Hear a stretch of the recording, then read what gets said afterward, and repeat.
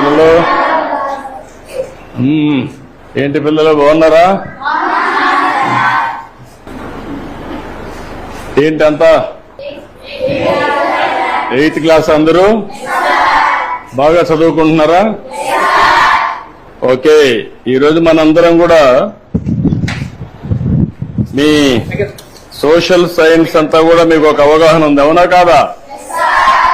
మీ teacher బాగా చెప్తున్నాడా? Okay, ఈ సంవత్సరం మీరంతా కూడా 8వ తరగతిలో సోషల్ సైన్స్ చదువుకుంటున్నారు. ఇప్పుడు మనం ఈరోజు ఒక పని చేద్దాం. సిద్ధంగా ఉన్నారా? అందరూ అటెన్షన్ లో ఉన్నారా? వేరే ఎక్కడ ఆలోచనలు ఉన్నాయా? మళ్ళా నేను అడిగి చెప్పగలుగుతారా?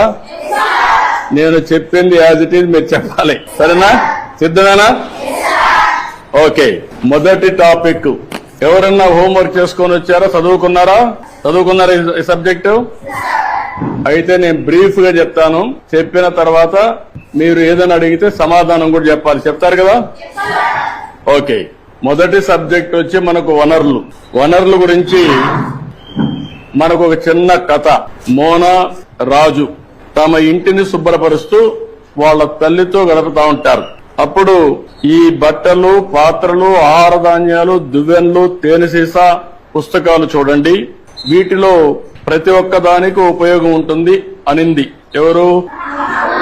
మోనా చెప్పింది. అందుకే అవి ముఖ్యమైనవి, ఇవి అన్ని కూడా వనరులు అని ఎవరు చెప్పారు?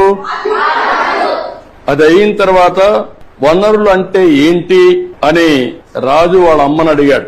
అడిగినప్పుడు వాళ్ళ అమ్మ చెప్పింది ఏం చెప్పిందంటే, మన అవసరాలు సంతృప్తి పరచడానికి ఉపయోగపడేది ఏదైనా సరే అది ఏమంటారు?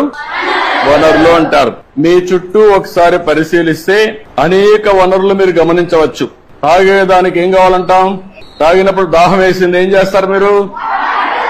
వాటర్ తాగుతారు. తాగినప్పుడు దాన్ని ఏమంటారు? అదే సమయంలో మీ పాఠశాల అయిపోయింది, ఇంటికి పోవాలి, దేంట్లో పోతారు మీరు? బస్సులో పోతారు, దాన్ని ఏమంటాం? వనరులు అంటాం. అదే సమయంలో మీరు చదివే పాఠ్య పుస్తకాలు, దాన్ని ఏమంటారు? ఎందుకు వనరు అంటున్నారు? ఉపయోగపడుతుంది కాబట్టి.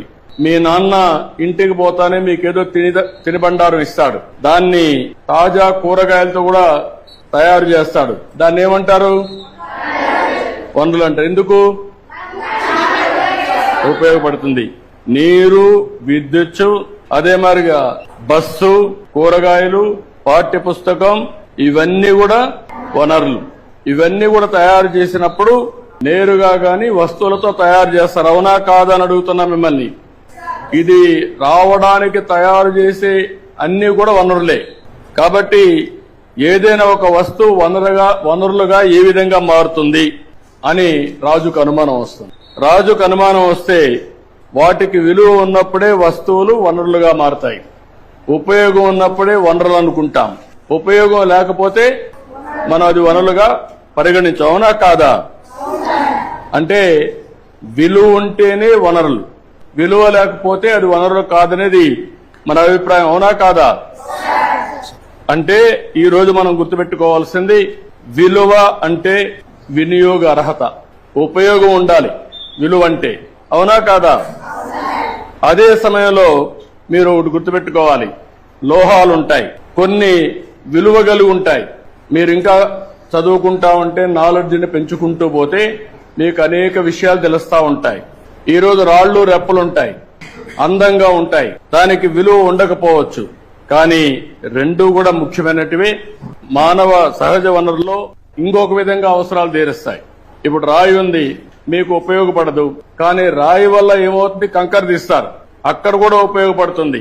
ఈ విధంగా వనరులుగా పరిగణిస్తాం. సమయాన్ని బట్టి వనరుల యొక్క విలువ పెరుగుతుంది, అవునా కాదా? ఈ విషయంలో మీరు ఒకసారి చూస్తే, మీ ఇంట్లో ఒకరుంటారు, మీ ఊర్లో ఆయుర్వేద మెడిసిన్ చేస్తా ఉంటారు, కానీ దానికి విలువ లేదనుకుంటాం. కానీ దాన్ని పేటెంట్ చేసి దాన్ని గాని మార్కెటింగ్ చేయగలిగితే ఆటోమేటిక్ వేల కోట్ల రూపాయలు వస్తాయి. దానికి కావాల్సింది తెలివి కావాలి, పేటెంట్ చేసుకోవాల్సిన అవసరం ఉంది. అంటే దీన్ని బట్టి మీరు అందరూ ఆలోచించుకోవాల్సిన పిల్లలు, సమయం, సాంకేతికత అనేటి వస్తువుల్ని వనరులుగా మార్చి రెండు ముఖ్యమైన అంశాలు రెండు. ఇలాంటివి మనం ఆలోచించినప్పుడు మీరు చాలా సమస్యలు చూస్తూ ఉంటారు, సమాజంలో చాలా వనరులు చూస్తూ ఉంటారు. ఆ వనరుల్ని మీరు నెక్స్ట్ లెవెల్కు తీసుకపోతే దానికి కావలసిన జ్ఞానం కావాలి, చదువు కావాలి, ఇన్నోవేషన్ గా తయారు కావాలి. అప్పటికే దానికి విలువ పెరుగుతుంది. వనరులు అనేటివి 3 రకాలు ఉంటాయి. సహజ వనరులు. ఈరోజు కొండలు ఉన్నాయి, మీరు సృష్టించారా? ఎక్కడి నుంచి వచ్చాయి? నేచురల్ గా వచ్చాయి. ఈరోజు నీళ్లున్నాయి, ఎక్కడి నుంచి వస్తున్నాయి? నేచురల్ గా వస్తున్నాయి. ఇవన్నీ ఏమంటారు? సహజ వనరులు.